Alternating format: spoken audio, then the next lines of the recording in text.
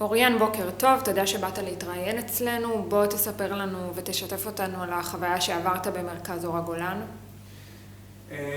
אני הגעתי למרכז אור הגולן לפני 4.5 חודשים אחרי פרידה מאוד קשה שהייתה לי עם חברה שלי, ועברתי הרבה מאוד טיפולים אצל פסיכולוגים, פסיכיאטרים, עובדות סוציאליות.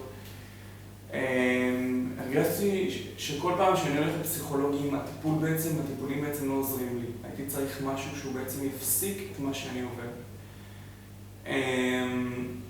אחרי הרבה מאוד חיפושים, אחרי טיפול שהתאים לי, הרבה מאוד ייאוש, בסוף הגעתי למרכז אור הגולן. בתחילת הטיפול הייתי מאוד סקפטי. היה לי הרבה מאוד חששות, אם הטיפול לא יצליח עליי, אם הטיפול יצליח. ושלאט לאט עם הזמן, עם הטיפולים שעברתי, הטיפול השפיע עליי לטובה בהרבה מאוד דברים.